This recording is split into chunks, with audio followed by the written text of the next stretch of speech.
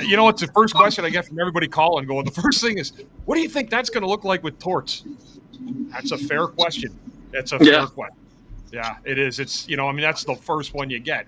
I mean, historically, first of all, it's great for the young guy to come over. You could tell he was excited to be a Flyer last year, even from Russia, you know. And I always tell people to kind of temper their expectations a little bit, just relax. You know, we've had Eric Lindros come here before in 91 or 92 after that thing. So, I mean, there's been a lot bigger scenarios that have happened in Philadelphia, but this is exciting because, you know, there's a new type of skill in the NHL. You've seen a lot of it on display. Connor McDavid, Draisaitl, a lot of those guys.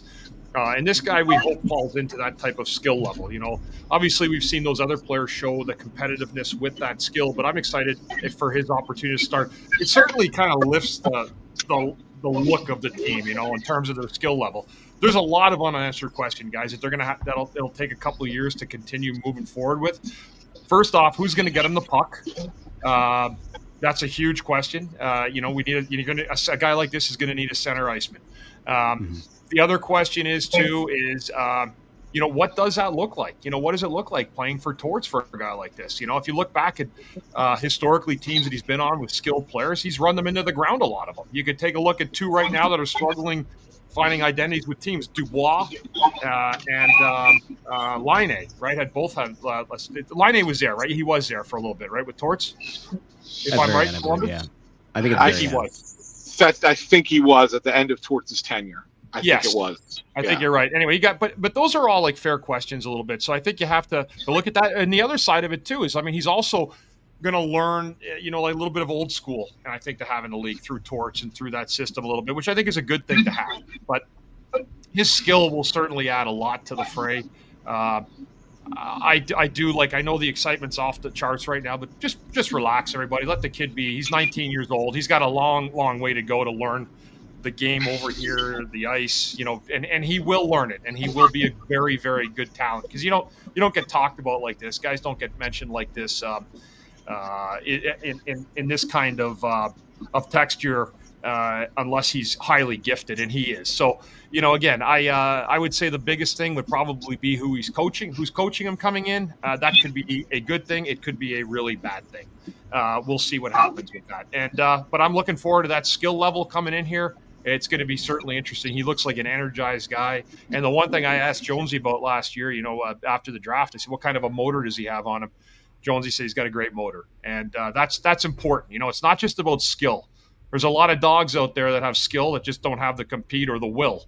And there's probably been a few names, as a matter of fact, linked to the Flyers over the last couple of weeks that I think would fill that type of persona, but it's not this guy. Michkov is apparently the real deal, but he's got a journey in front of him. They're not coming in here and winning a cup with him as the leader like McDavid next year. This is going to take a lot of time, and he's got a lot of hockey to learn. He's just a kid, and I always tell people that enjoy the skill that you will see next year, and you will see it. And then there's going to be nights where you're probably going to say, why is Torts going to put him in the press box? Those are the things, Anthony, that we know that you have to live with a kid like this, right? And I'll be honest with you, if he's healthy and I'm the coach, he's playing 82 games no matter what. There's no need to sit a kid like this out during the year if he's doing the right things, and I think he will. But that's a big project right there. And there was obviously, I think, when you look at the management bringing him over, this was a huge point, I think, for them to, again, get the fans in the building. More excitement. I mean, they used up their Torts clout for 2 years, right? Like, I mean, that came in and it was exciting for like 2 weeks and then kind of fell into place. But you have to find excitement through a player. And this is the first one under this new regime that there's been a ton of excitement about. So I understand it from the fans. I understand it from our standpoint too. We're thrilled. It gives us a lot to talk about at the games next year up on press row. But I also tell people, just let the kid be a kid for a while before you fully judge him. It's going to be an exciting time. Yeah, I agree. I agree with you on that, Bundy. And one of the things, I was talking to a couple of our regulars who stop up at the press row show, texted me like today. Like, they were all asking questions, like the guys who come up there and see us all the time, and they're like, "Hey, man, like, is this, like, what do you think? Is this expedite the rebuild?" And I said, "Look, it helps, but I don't think it expedites anything. And if anything, I want to make a comparison." And I told them making a comparison too, as you had already mentioned, when Lindros first came over, like he was exciting and great and awesome and fun to watch, but those teams were terrible, right? I mean, they were not good teams. Same thing I would say, like when Ovechkin came over for the Capitals, like he was, you can't miss his games because he's so talented, but those Capitals teams sucked. And the same thing with Crosby when he first started in the league. Like the Penguins were awful, but he was a star. Like, I mean, so like you can enjoy the player, but don't think that suddenly ramps up the expectation for this next coming season. I think that nothing changes as far as how they're going to approach 24-25. Maybe it expedites it a little bit for 25-26, and beyond. But I think 24-25, the approach is still going to be exactly the same that Danny's been saying all along. It's probably one of those, hey, if we compete, great type of years, but we may not be a competitive enough team, and that's okay. It doesn't mean that the rebuild is taking a step back. It just means that they got to dump some dead money, get rid of a couple of players, and then really start pushing forward starting next season. Yeah, and interestingly enough, Anthony, I'm wondering, he's a young guy coming over here also, and this appears like it's going to be done and signed before the free agency starts. You know what? I actually wanted to say something about that free agency.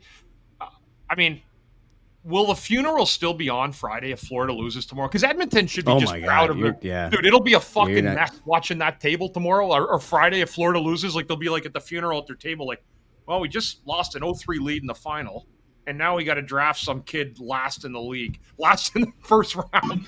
Actually, they don't because the Flyers have their pick. That's exactly right. So go ahead, Russ.